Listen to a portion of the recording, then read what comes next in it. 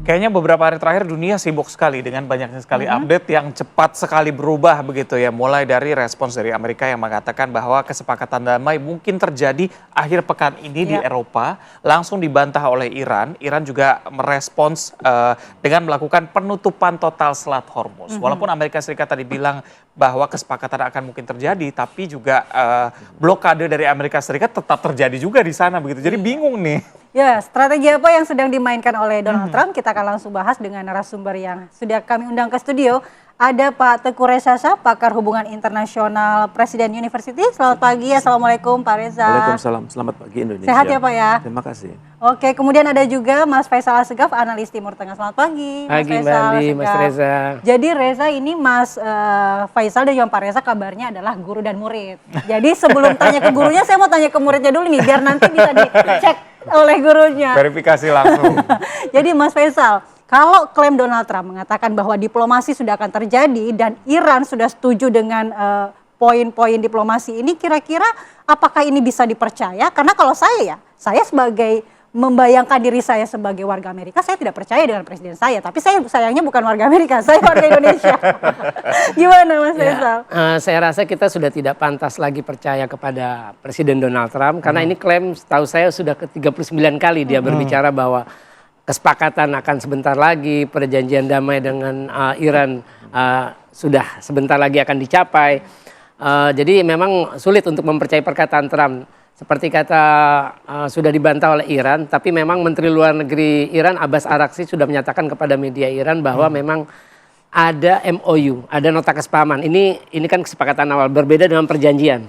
Kalau kesepakatan awal sifatnya sementara dan tidak mengikat secara hukum, kalau perjanjian itu sudah jelas hak dan kewajiban dari peserta ke perjanjian, penanda tangan, dan juga ada konsekuensi hukumnya atau mengikat secara hukum. Jadi di situ ada 14 poin dalam nota kesepahaman itu, tapi belum ada satupun yang tersebar di publik. Jadi Araghchi tidak mau menyebarluaskan apa isi dari 14 poin itu. Tapi itu 14 poin sifatnya sementara dan itu mungkin bisa ditambah atau mungkin bisa dikurangi. Tapi yang jelas 14 poin. Nah kalau kita lihat selama ini apa saja tuntutan Amerika, itu yang disampaikan Araghchi adalah soal pengelolaan Selat Hormuz itu udah harga mati. Kalau Amerika kan Trump menuntut bahwa harus lagi seperti sebelum perang. Sedangkan menurut Araghchi kita tidak akan kembalikan lagi status Selat Hormuz seperti sebelum perang. Artinya undang-undang pengelolaan Selat Hormuz yang sudah disahkan parlemen Iran akhir Maret lalu itu tetap berlaku. Dan Araghchi sudah bilang kita dalam pembicaraan dengan Oman untuk berbagi hasil dari penerapan biaya lintas Selat Hormuz. Nah kalau kita lihat lagi tuntutan Amerika, kita tahu penghentian program uranium. Itu kan Amerika menuntut menghentikan itu sebagai syarat untuk berakhirnya perang dengan Iran. Nah kalau berbicara dari jajak pendapat bagaimana respon rakyat Iran terhadap semua tuntutan Amerika, itu 79,4% rakyat Iran, ini survei April, belum ada survei terbaru yang dilakukan terhadap rakyat Iran, ini untuk usia 15 tahun ke atas. Peserta surveinya di seluruh kota di Iran, itu 79,4% tidak setuju Iran menyerah terhadap tuntutan Amerika untuk menghentikan program nuklir. Nah kemudian sebanyak 73,7% mendukung apa yang disampaikan Araghchi, yaitu bahwa Selat Hormuz tidak boleh lagi bebas untuk dilayari seperti sebelum perang. Jadi apa yang selama ini posisi Iran tidak menolak penghentian uranium, terus menolak kembali Selat Hormuz seperti sebelum perang, tidak ada bea lintas ataupun izin dari Garda Revolusi Islam Iran, itu didukung oleh rakyat Iran sebanyak 73,7%. Bahkan juga 64,2% rakyat Iran sebenarnya tidak setuju berunding dengan Amerika. Nah ini diperkuat dengan hasil pertanyaan lainnya, bagaimana respon rakyat Iran terhadap angkatan bersenjata yang melancarkan serangan balasan terhadap semua serangan Amerika maupun Israel. Itu 86,2% rakyat Iran puas dengan respon angkatan bersenjata Iran ataupun Garda Revolusi dalam menanggapi atau melakukan serangan balasan terhadap segala serangan yang dilakukan oleh Amerika maupun Israel. Oke, Pak Reza tadi cukup menarik, Mas Faisal sempat bilang bahwa 39 kali ya, kantor berita Tasnim juga memberitakan bahwa 39 kali statement Trump selalu berbeda dan respons Iran pasti mengatakan bahwa jangan didengerin begitu ibaratnya, karena pasti akan berbeda lagi nantinya. Pak Reza, sebenarnya strategi apa yang diambil Amerika Serikat ketika memang tiba-tiba ada statement tersebut tidak akan melakukan penyerangan, lalu perundingan damai katanya sudah di ujung, begitu akan terjadi. Apakah ada hubungannya juga dengan Amerika Serikat yang saat ini menjadi tuan rumah pesta bola dunia? Ya, dunia sedang fokus ke Amerika Serikat ya. Bola dunia itu kan, kalau kita ke negara Australia, bola itu religion itu. Bisa mengikat manusia dan bikin orang fokus dan bergerak sesuai dengan pesan-pesan dari bola tersebut ya. Tapi kalau kata secara teori, saya biasanya merujuk kepada Sun Tzu dalam bukunya The Art of The Art War. of War, ya. Perilaku Amerika Serikat itu memang tujuannya itu adalah untuk membingungkan. Itu ada kata kunci deception ya. Kemudian ada kata kunci menggoyang stabilitas di Iran. Jadi ini ditujukan buat semua pihak sebenarnya. Karena kalau Trump bicara kan yang keluar trompet keras kan. Kemudian itu trompet itu bisa ke dalam negeri, bisa ke luar negeri. Kalau ke dalam negeri kan memperkuat posisi dia. Republik sekarang kan masih goyang. Kemudian demo masyarakat juga sangat tinggi. Nama baik dia juga sedang turun. Target kekhawatiran dia itu adalah MAGA dia nggak jalan, Make America Great Again nggak jalan. Kemudian juga salah-salah nanti Demokrat menang di pemilu sehingga Republik itu menurun dan nanti dia kena impeach sekitar Desember dan Januari. Itu yang dia khawatirkan. Kan. Tapi kalau pesan dia itu ke Iran adalah terjadi pengkhianatan di kalangan Anda begitu. Di mana pesan dari Ayatullah itu tidak dimengerti sepenuhnya oleh kementerian, lembaga dan IRGC. Sehingga ini memang menggoyahkan ya. Secara teori itu maksudnya itu. Tapi juga kan Amerika juga tampaknya tahu bahwa Iran itu sangat kuat seperti Bang Faisal bilang tadi kan. Itu integrasi antara pemerintah dan masyarakatnya luar biasa.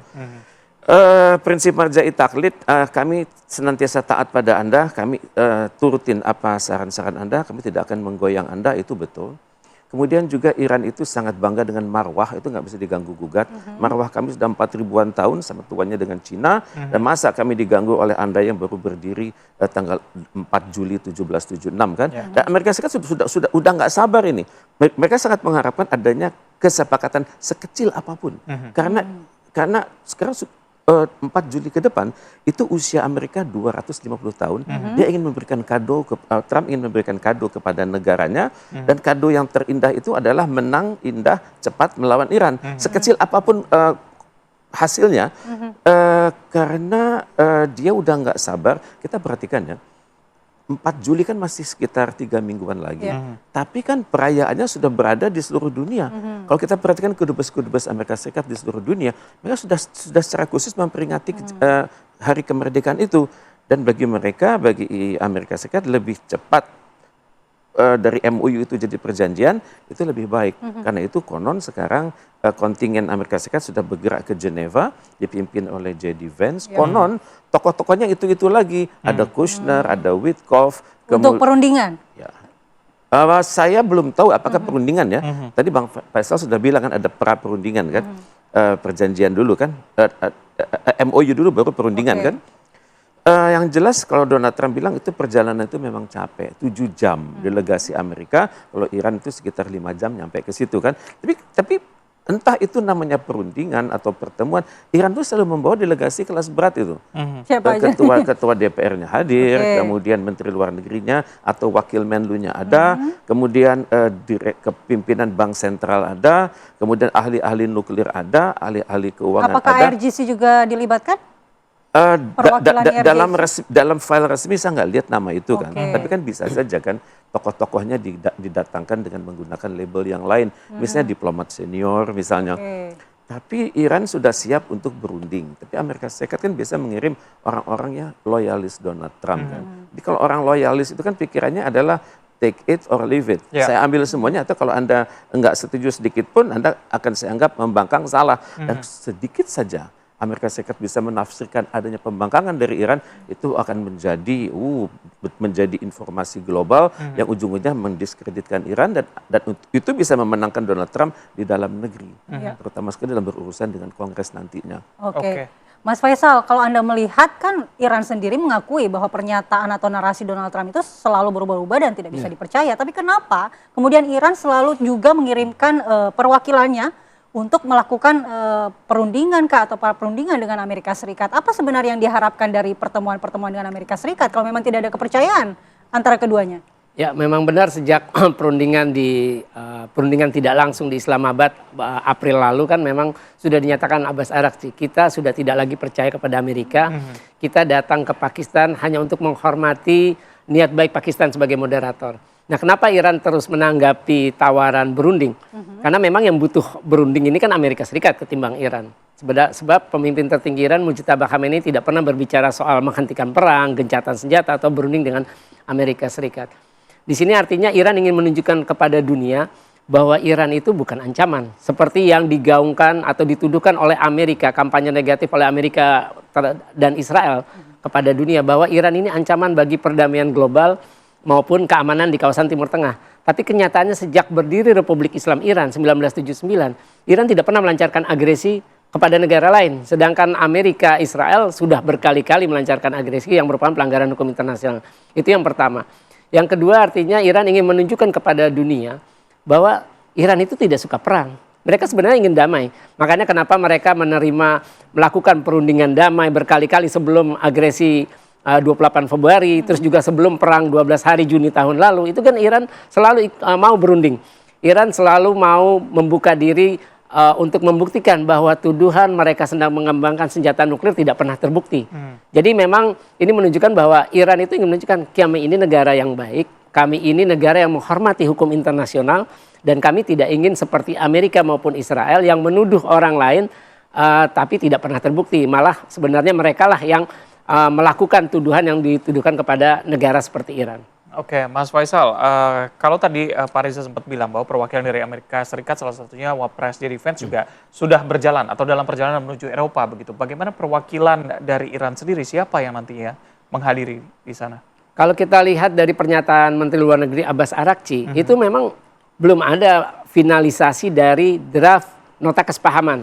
Jadi memang 14 poin itu belum final, makanya Abbas Araghchi belum mengumumkan kepada publik apa saja yang dihasilkan. Apalagi di lembaga Dewan Keamanan Nasional tertinggi Iran masih ada pro dan kontra. Jadi kan memang semua keputusan akhir dalam isu strategis itu direview atau dilihat kembali oleh Dewan Keamanan Nasional tertinggi Iran sebelum dimintakan persetujuan kepada pemimpin tertinggi Mujtaba Khamenei. Di Dewan Keamanan Nasional tertinggi atau SNSC itu masih ada pro kontra. Ada pihak yang setuju dengan 14 poin dari nota kesepahaman itu, ada juga yang menolak nota kesepahaman itu sendiri.